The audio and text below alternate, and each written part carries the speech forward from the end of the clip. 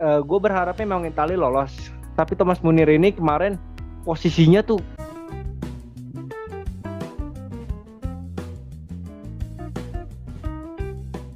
Halo, halo, halo. Jumpa lagi dengan kita di Bacotin FL Indonesia. Waduh, silo banget Mas Raka. Jadi kita kembali lagi nih. Kalau kemarin kan Bayu sendiri nih karena kita kurang enak badannya. Tapi sekarang alhamdulillah sudah diberikan kekuatan, sudah diberikan kesehatan kembali. Kita sisa mengumpulkan energi-energi yang telah hilang kemarin gitu. Jadi kita mulai dengan podcast di minggu ini gitu. Gimana Raka? Kondisinya udah oke kah? Udah sehat? Aman sehat lah. Aman, alhamdulillah. Ini beneran Raka bukan? Enggak, ini gua sebagai pemain penggantinya Raka aja sih sebenarnya. Oh gitu ya. Raka Walker. Raka Walker, kan sebetulnya. Jadi gue coba menggantikan Raka dulu untuk episode kali ini ya. Jadi semoga bisa memberikan inspirasi ya. Lu ngomong menggantikan tapi suara lu tuh nggak bisa dibohongi anjir. Oke, gimana Bay kemarin rasanya sendirian Bay? Ketagihan apa sendirian. Udah cukup? Kayak orang bego, sumpah susah ngomong sendirian tuh, asli deh. Gua juga kalau mau dibayar berapapun sendiri kagak mau. Ya udah kita minta maaf sama Bayu membiarkan sendiri kemarin. Oke, jadi di minggu ini kita coba membedah lagi untuk bab 8 besar ya, 16 besar kemarin kita sudah coba bedah dengan ini ya, free transfer ya, unlimited. Sekarang kita mungkin ada di antara kita bertiga mungkin ada yang mau pakai wildcard. Gue udah pakai wildcard juga sih, jujur nggak tahu Raka sama Bayu nantinya kayak gimana. Nanti akan dijelaskan untuk strategi transfernya mereka. Tapi sebelum kita masuk, siapa sangka lo Belanda out, Portugal yang mendominasi kemarin juga out. Terakhir nih Jerman, tahu nggak lu? Prancis dulu. Jadi semua grup neraka udah pada mati semuanya. Udah pada ke neraka semua. Kehabisan tenaga di neraka. Memang ini menghabiskan tenaga di grup stage-nya kemarin. Karena pertandingannya udah berasa final gitu. Oke, dimulai dari gua dulu. Enggak, ntar dulu, Mi. Gimana? Sebelumnya kita kan kayaknya gua, Raka sama Fami juga masih punya wildcard. Memang buat dipakai di sekarang. Ya. Betul. Untuk di quarter final, karena kan sesuai strategi kita pakai di quarter final untuk mengantisipasi hal-hal seperti ini. Iya, karena kita tahu sendiri yang namanya pertandingan internasional itu di turnamen seperti ini itu pasti ada yang namanya kejutan-kejutan tim kecil, tim underdog, kuda hitam yang bisa mengalahkan tim besar dan beneran kejadian gitu. Dan ini sesuai dengan strategi dan analisa kita bertiga di awal, makanya kita pikir wildcard itu nanti aja di 16 besar gitu, karena akan ada ya udah 8 tim yang tiba-tiba gugur gitu. Karena ada beberapa orang yang strateginya memang gas di awal, limitless, terus langsung wildcard di match D1, match D2, di match D3. Itu nggak apa-apa kalau pilihan pas di 16 besar itu banyak yang lolos. Tapi sekarang pun Belanda ini pilih banyak, Italia juga ya pilih banyak, Italia lumayan lolos. Prancis, Jerman pasti yang banyak, Jerman. Itu kan keok. Misalkan kita udah punya 7 pemain, kita pengen nyingkirin dengan 3 transfer, gimana caranya? Itu makanya kemarin kita mikirin strategi itu. Kita beda lah, maksudnya itu jangan ngikutin ada YouTube lain dari luar juga dari negara kita sendiri. Mereka nyaranin match D2, terus match D3 hajar semua chip. Oke, kalau misalkan pilihannya benar di 16. Kita mengantisipasinya dipakai wildcard-nya di quarter final aja, karena kalau timnas itu beda dengan Champions League. Kalau Champions League masih bisa baca deh, masih bisa baca untuk masuk ke 8 besar. Tapi kalau nasional negara beda. Susah. Mereka spiritnya beda. Iya, benar. Iya. Makanya kita semua pakai wildcard. Dan untuk episode kali ini kita fokus ngebahas wildcard dari kita bertiga. Oke, bisa kita mulai. Oke. Silakan. Dari gue dulu ya. Kalau gue benar-benar melakukan perombakan habis-habisan malahan. Jadi di Karena poin lu jelek ya? Iya, poin gue jelek. Nggak ada yang nyangka Belanda, Prancis, Jerman semua itu pada out semua. Jadi gue melakukan strategi transfer ini dengan menggunakan wildcard, benar kata Bayu. Oke, gue mulai dengan di depan. Di depan gue mengambil Seferovic. Besok melawan Spanyol, 2 gol kemarin melawan Spanyol, melawan Prancis, total sudah 3 gol dan gue lihat Doi ini juga bakal bisa tampil bagus juga besok lawan Spanyol. Cuman kita lihat aja dulu gimana perkembangannya nantinya. Kemudian Lukaku, gue ngambil Lukaku. Kemarin gue ngambil KDB tapi KDB cedera, ya udah gue switch ke striker Lukaku. Belgia belum begitu spesial sih kemarin mainnya. Terbukti kemarin kan Portugal begitu mendominasi. Cuman memang kalau gue lihat ini si Belgia nih hoki gitu. Tapi besok melawan Italia, apalagi kan si Lukaku ini gue lihat memang Doi ini kan main di Liga Italia ya. Setidaknya sudah bisa sudah tahu kultur backnya lah di belakang dan gimana caranya dia bisa menciptakan peluang besoknya. Dengan total 3 gol sekarang ditambah lagi dia sudah tidak asing sih dengan gaya permainan Italia dan gue lihat bisa diharapkan dalam pertandingan besok melawan Italia. Kemudian di tengah ngambil Sterling. Sterling ini lumayan individual orangnya. Jadi gue kemarin juga ngelihat hampir sama kayak Belgia ya. Inggris ini belum begitu spesial juga kemarin karena dalam membangun serangan mereka kemarin ya gue lihat muter-muter doang ya, tapi pintar bisa ngatur tempo kemarin. Cuma yang gue lihat ini memang Inggris ini mengandalkan Sterling dalam individual gitu. Kemudian yang gue lihat peluangnya besok lawan Ukraina juga bukan tim yang bisa dianggap remeh ya, karena dari squad dia merata juga Ukraina, tapi dengan individunya Sterling gua rasa bisa menjadi pembeda di laga kali ini.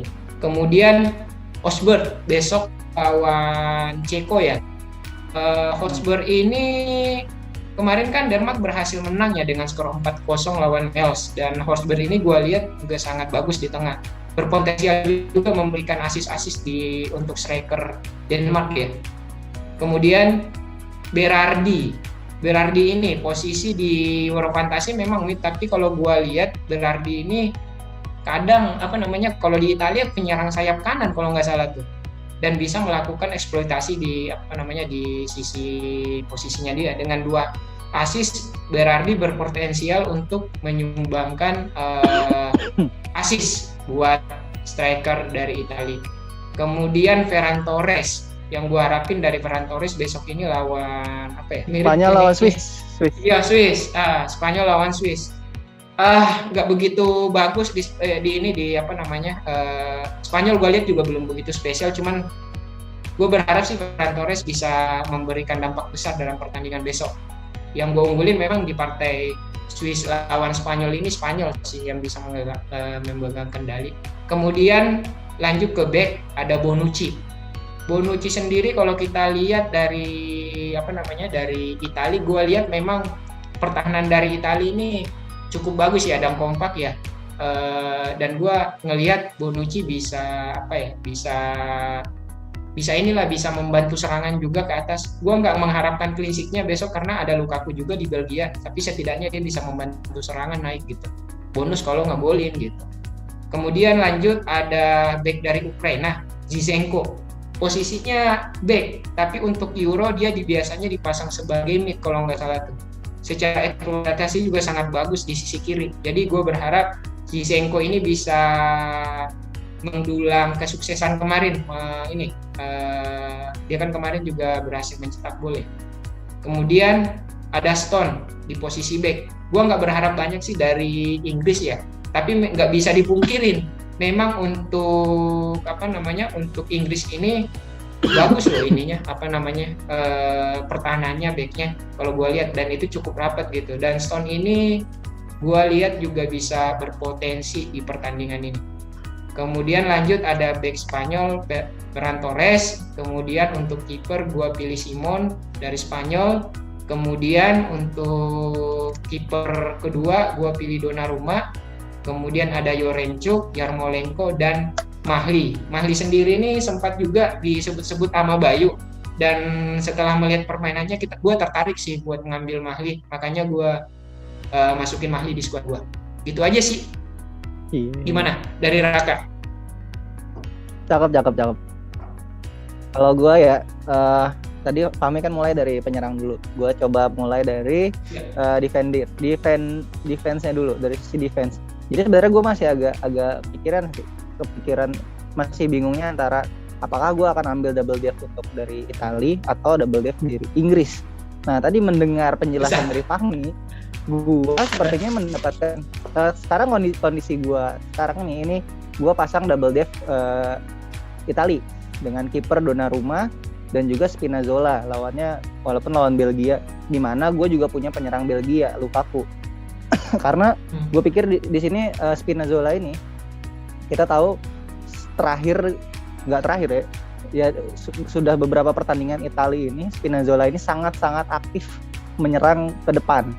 Jadi Spinazzola ini gue tidak mengharapkan clean sheet-nya sebenarnya dari Italia, karena memang kemarin pun akhirnya pecah telur ya, Italia akhirnya kegolan juga akhirnya setelah sekian lama, setelah sekian banyak pertandingan akhirnya mereka kegolan. Dan sebetulnya Spinazzola ini menurut gue attacking threat-nya yang lebih menjanjikan gitu, dan gue senang ngelihatnya sebenarnya Spinazzola cara main dia banyak menyerang di sisi kiri Italia.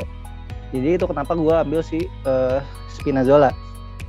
Nah, untuk back berikutnya gue ambil Luxau, karena gue lihat dari Inggris itu sebenarnya kalau gue lihat kemarin waktu lawan Jerman ya, ini salah satu keberhasilan strateginya si Gareth Southgate mengadaptasi gaya permainan dari Jerman sebetulnya ya. Jadi Inggris lebih banyak bermain menunggu semalam itu kalau gue lihat ya. Lebih banyak bermain menunggu, membiarkan Jerman memainkan possession footballnya, dan Jerman kebingungan sebetulnya. Dan Inggris mengeksekusi strategi serangan baliknya dengan sangat baik. Nah, kalau dilihat dari Inggris itu kita lihat dari 2 golnya, walaupun yang memberikan Luxau 1 assist dan Grealish 1 assist ya, dan itu sama-sama asisnya dari kiri di tap in, yang pertama oleh Sterling dan yang kedua disundul sama si Harry Kane, dengan yang menurut gue skema yang hampir sama.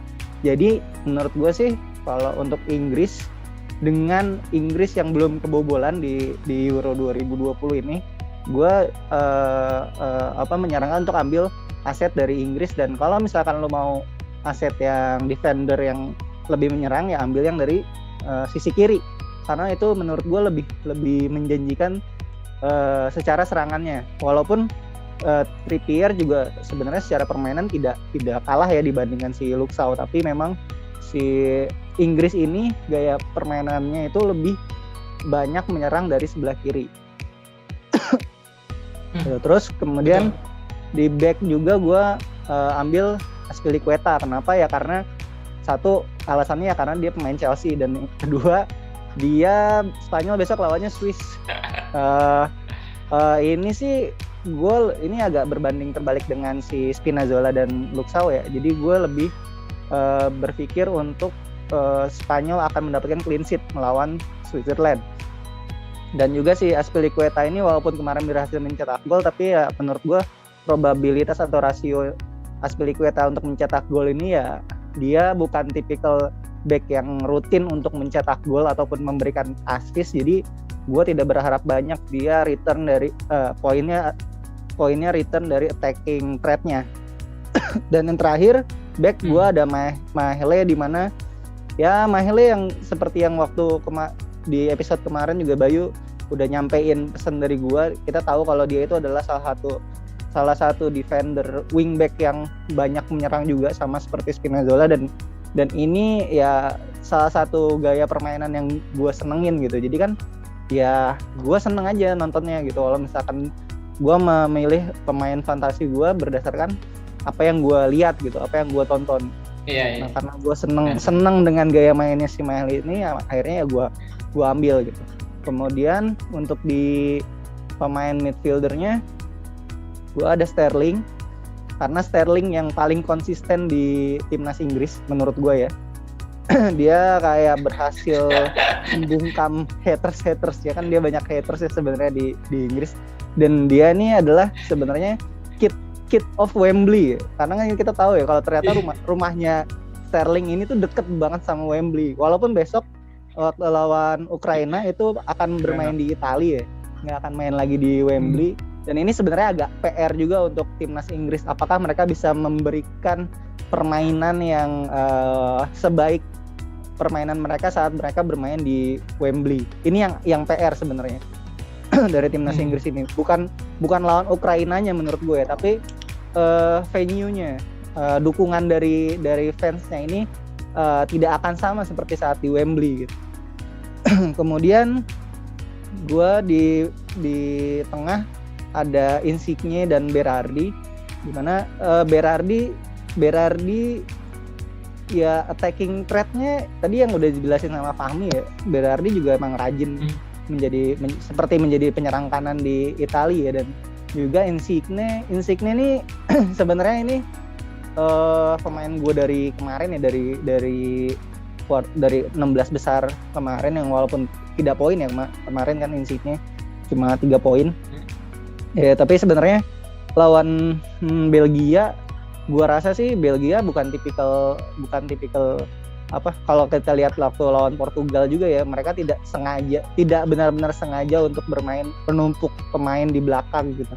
Jadi menurut gua sih Italia dengan Insigne yang punya kelincahan di lini tengah sih bisa banget untuk potensi memberikan poin yang bagus untuk Italia gitu.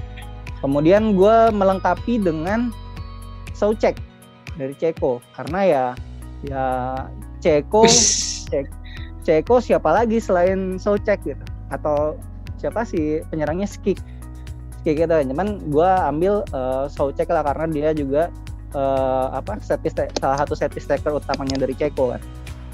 Gitu. Kemudian penyerang mungkin nggak perlu gue jelasin panjang lebar. Yang pertama ada Lukaku, top scorernya Belgia, dan yang kedua ada Harry Kane yang baru saja mencetak golnya di satu shot on targetnya dia dan 1 golnya dia di Euro 2020. Nah menurut gue ini sampai kemarin gue bingung gitu. Iya makanya. Sampai kemarin gue bingung gunanya Kane di Inggris apa ya? Main dia ya? Gue cari-cari kemarin lawan Jerman total jadi gol. 11. Dia jadi 11 pemain aja.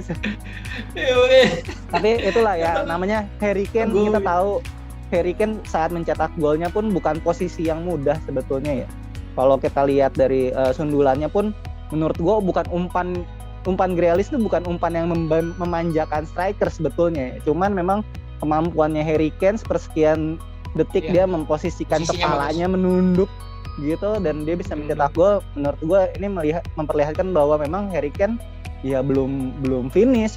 Harry Kane masih ada, Harry Kane masih bisa menjadi tumpuan dari timnas Inggris, apalagi besok melawan Ukraina yang menurut gue sih defensifnya Ukraina juga belum terlalu bagus sih, dan pasti tidak sebagus Jerman menurut gue ya, tidak sebagus Jerman. Dan jadi menurut gue sih untuk Harry Kane besok lawan Ukraina ya pasti akan bisa mencetak gol lagi. Dia baru balik istilahnya ya, PD-nya dan mentalnya menurut gue pasti baru balik lagi. Motivasinya baru balik lagi nih. Dia udah lihat dia udah bisa mencetak gol. Targetnya adalah supaya bisa pergi dari Tottenham kan, dan dia harus bisa menjual dirinya ke tim lain gitu. Walaupun sudah ditawar 100 juta sama Manchester City, tapi masih ditolak sama si Dani Levy. Iya. Emang yang rese emang Dani Levy-nya sih sebenarnya. Levy-nya. Kapten kalau kapten gue awal ntar aja belum dipikirin kapten ya. Nanti aja lah terakhir. Karena kan cuma 2 hari. Iya terakhir aja. Iya 2 hari. Nah Iya. Gue ya, untuk gue Tapi sebenarnya tunggu juga Ah. Gue melihat muka kesedihan, raut kesedihan di wajah Bayu. Kenapa nih agen sales Jerman, pemain sales Jerman? sebenarnya gue tuh yang Langsung bikin gue dirobek sebel. anjing baju Jerman. Gue langsung gue robek, gue langsung pakai sponsornya lain, Volkswagen. Volkswagen. Tetap Jerman tapi kan. Tim Jerman. Gue yang bencinya itu tahu nggak? Kenapa benci? Gimana? Tim Jerman Gimana? kalahnya sama Sterling, sama Grealish yang mainnya sampah juga, kesel gue. Berarti kan Jerman lebih sampah dong. Iya. Gua. Begitu ngeselin banget, apalagi Pickford nangkep bola aja Pickford. udah kayak paling jago kayak Hendro Kartiko. Dia nangkep bola gini. Gini nih, gua praktek gini. Set. Wow. Langsung gini. Anjir bola ngapain? Anjir kayak paling jago aja, sumpah. Gede Gua- gua. Terus jatuh. Gua tuh begadang bukan melihat pengen ngelihat Inggris menang gitu, tapi Jerman melaju kan. Cuman baggenya anjir. Kesel gue. Ternyata tidak. Yang tadinya Ken nggak, Sama. yang tadinya Ken kita nggak lihat di lapangan, Totoki ada nyundul bola gol tai gol. Ternyata golin nih. Udah tanda-tandanya udah kalah nih lah. Tanda-tandanya udah kalah, udah kelihatan gue dari ada Oke. pressnya udah turun. Oke nih gua Gimana Boy? Wildcard lu Boy? wildcard kemarin gua poin gua lumayan 66. Kalau yang nonton Widih. video Lu doang yang bisa bagus. ngeliatin, Kayaknya lu lumayan bisa Kayaknya lu doang yang ngikutin bagus. di kehancuran tim besar. Gua strateginya untuk wildcard ini, strategi gua yang mungkin bisa diterapin. Punyalah satu pemain di semua tim, minimal satu, karena kita nggak tahu di sini siapa yang bakal lolos. Kalau nggak kita bakal kesulitan. Tapi pastikan yang diambil itu talismannya. Itu sih strategi gua. Jadi kalau dia melaju, dia tim kecil, seenggaknya kita udah ada modal, nggak perlu capek-capek gitu loh. Itu strategi gua. Untuk di kiper, gua ngambil Donnarumma. Ya potensi clean sheet lawan Belgia yang cuman satu babak doang kemarin, gua rasa kelihatan banget. Apalagi Eden Hazard cedera, Kevin De Bruyne masih ya, masih belum ketahuan. Masih meragukan. Terus kiper keduanya ada Jordan Pickford. Kiper paling jago di abad ini. Ekspresinya ngesel banget gua, tapi harus gua ambil. Karena iya, anjir. Kesel banget gue pas tangkap bola tuh bener-bener literally. Terus dia gini-gini. Gua ambil biar gua tahu poinnya dia hancur seberapa. Jordan Pickford, kesel gua. Enggak. Inggris 4 loh, 4 clean sheet loh. Iya, 4 clean sheet. Itu sih 4 clean powernya sheet Inggris loh. gue lihat. Jadi gue ngambil Jordan Pickford selain beda hari. Awalnya gue pengen ngambil Simon, tapi satu hari dengan si Donnarumma ya. Jadi gue ngambil Donnarumma dan Jordan Pickford. Itu untuk kiper. Untuk back gue ngambil tadinya gue pengen ngambil back Spanyol, tapi entah kenapa gue mikir Spanyol kalau udah ngegolin pertahanannya jadi acok adul. Asal-asalan. Tadi gue pengen ngambil Aspilicueta, tapi gue jadi ngambil 2 back Itali, Bonucci dan Spinazzola. Jadi triple defensive Itali gua. Buset, all Gimana, out Ji? Itali, all in Itali. Ya. Bonucci ya main, gue juga mantau dulu Chiellini udah fit atau enggak. Kalau udah fit, gue ganti ke Chiellini karena attackingnya lebih bagus Chiellini. Tapi kalau Bonucci attackingnya juga bagus. Itali ngambil clean sheet-nya. Spinazzola attackingnya kita tahu sendiri, kemarin pun dapat assist. Dan lawan Italia lawan Belgia, gue yakin kalau Belgia mainnya seperti kemarin, Italia bisa clean sheet gitu. Selanjutnya back gue ngambil Haji Maguire. Tadi gue pengen ngambil Sao, tapi kayaknya Haji Maguire ini kemarin set piece-nya mulai berbahaya ya. Iya dia free Lu free header mulu loh, 2 kali loh free header. Free header anjir. enggak, si Bayu kayaknya mulai melihat Maguire ini kayak Panjik, tau gak lu? Iya. Mulai Dia mendewa-dewakan ya. Mendewa-dewakan. Ternyata bentuk kepalanya yang kotak itu berguna banget sumpah buat set piece. Makanya gue ambil. Tapi Gua nggak bisa ngambil nyetak Maguire. gol loh dia loh. 2 kali Iya, free header mungkin bisa nyetak gol ya, loh. PR loh itu. gue berharap ketunda aja dia nyetak golnya. Bisa. Terus lawan Ukraina harapannya sih bisa clean sheet ya. Terus Harusnya sih selanjutnya clean back gue ngambil Thomas Munir. Walaupun lawan Itali, gue berharapnya memang Itali lolos. Tapi Thomas Muller ini kemarin posisinya tuh bener-bener jadi midfielder di strateginya Belgia sekarang ya. Dia jadi midfielder, bahkan kemarin dapat assist juga, dapat clean sheet. Seenggaknya kalau ada yang bisa ngedobrak ya si Muller untuk lawan Italia ya. Satu aja gue ngambil Belgia. Terus satu lagi back Malih udah gue sebut dari awal-awal. Malih jangan lupakan Malih dari Liverpool. Makanya gue tahu di Atalanta itu kenapa wingback berbahaya, karena isinya Malih sama si Gosen ya. Makanya Malih ini ambil lawan Ceko. Dah selanjutnya di tengah gue ngambil Rahim Kambing, si kampret yang mainnya maruk tapi bisa ngegolin lawan Jerman. Aduh. Iya, mainnya marung. Maruk banget sumpah. Tapi nyetak golnya tap in. 3 gol ya, apalagi alasan apalagi gitu. Dia 3 gol dari dia semua. Gua ngambil lawan Ukraina. Itu ibarat Sterling itu ibaratkan gua kalau misalkan main PS sama lu Rat, milih Ronaldo, mau gimana pun diumpan-umpanin pokoknya Ronaldo itu sama Sterling kayak begitu. Gue keselnya Sterling tuh kayak main PS2 anjir, muter tahu nggak lo kalau di body terus muter tahu nggak? Iya diputer gitu kan, diputer dialognya gitu kan. Kesel gue ya. Terus larinya kayak main winning 4 aja. Iya anjir. Terus selanjutnya gue ngambil Ferran Torres. Gue sebenarnya kepikiran di Sarabia karena kemarin gue ngambil Sarabia, ternyata Ferran Torres lebih eksplosif, dia dijadiin duet striker di sebelah kanan walaupun agak nyayap ya, tapi Torres lebih meledak untuk besok lawan Swiss. Gue ngelihat karena Swiss back kirinya si Rodriguez kan back tengah kirinya, dan Zuber Swiss itu sering maju di kiri, jadi Torres harusnya lebih bisa eksploitasi daripada Sarabia.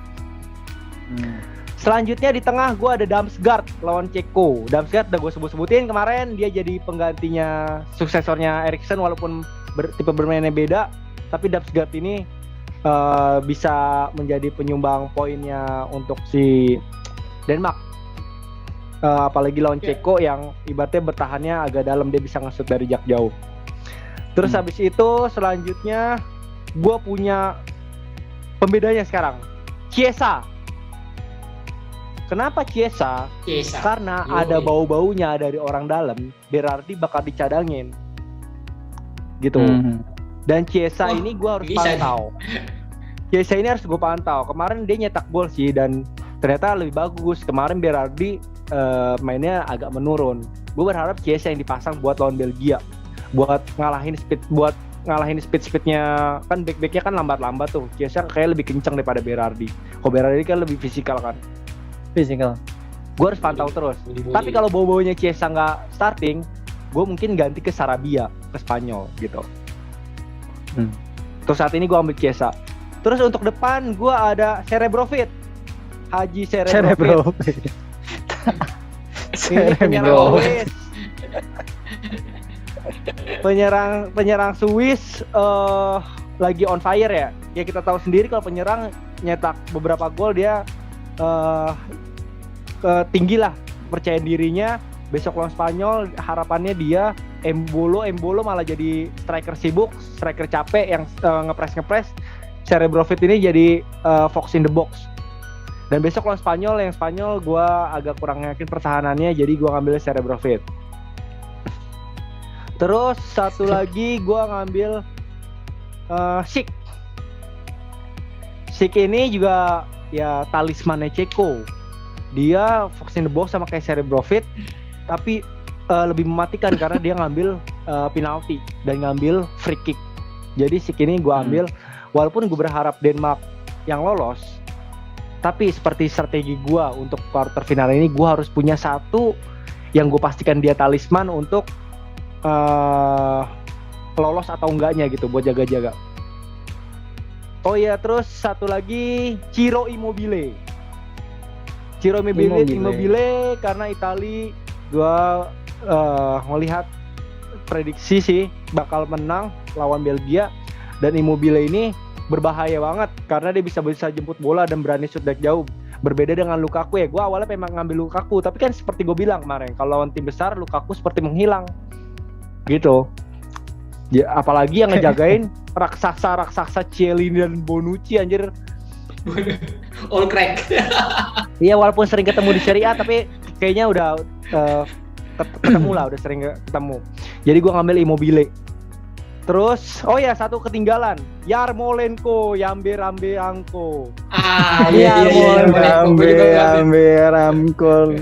Gue juga ngambil ngambil. Yarmolenko. Kalaupun Inggris kalah, kita tahu siapa Biankeroknya. Itu kuncinya sih gua.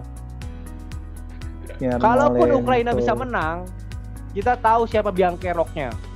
Antara Yarmolenko atau Yaremchuk. Tapi semenjak kemarin lawan Swedia, si Yarmolenko ini berbahaya banget.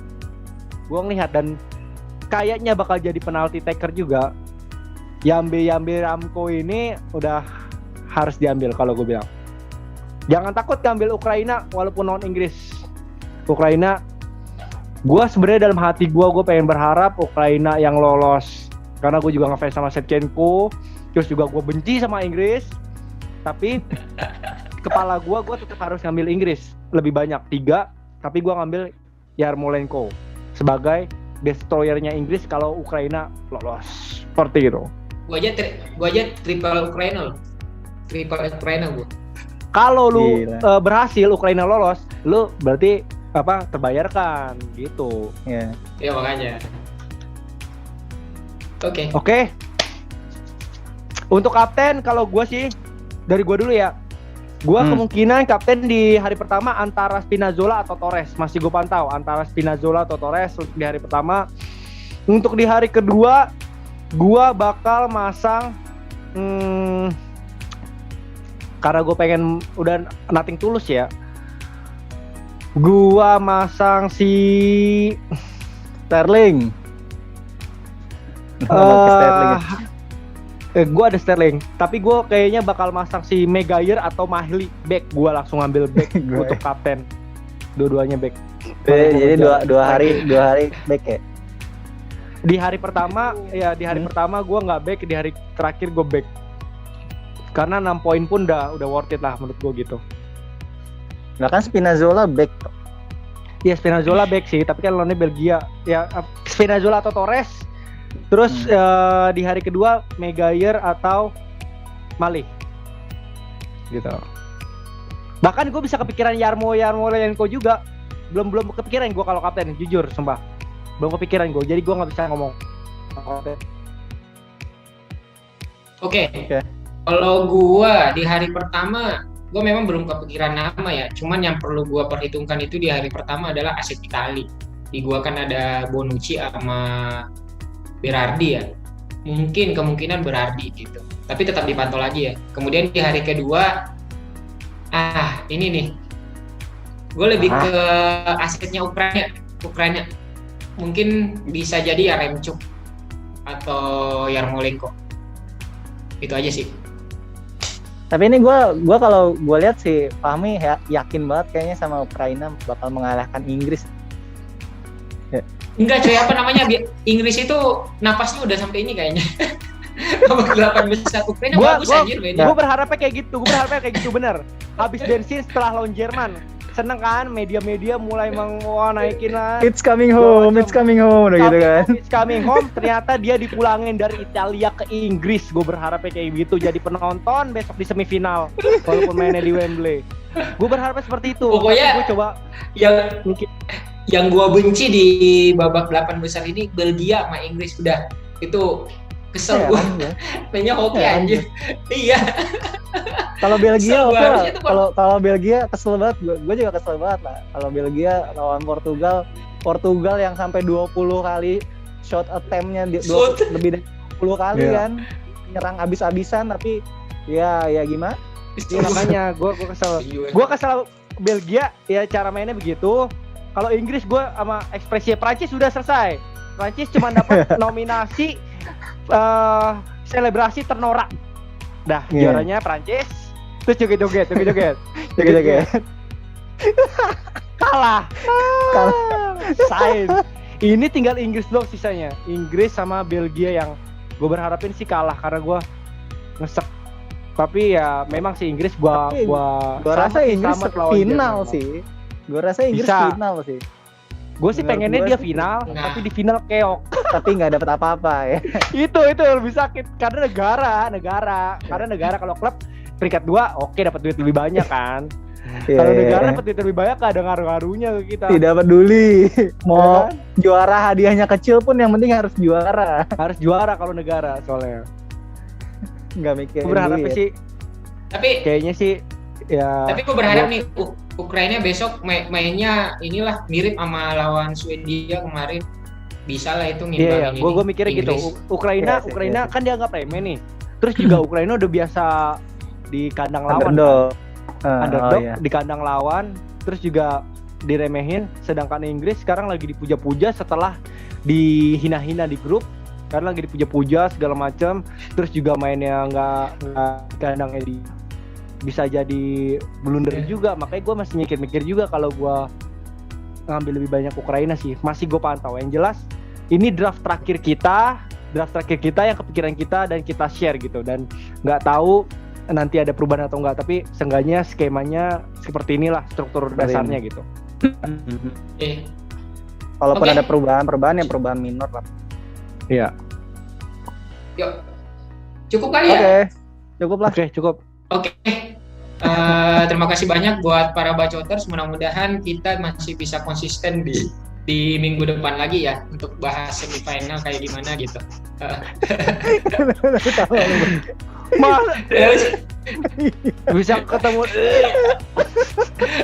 bangsat. Itu ditahan anjir.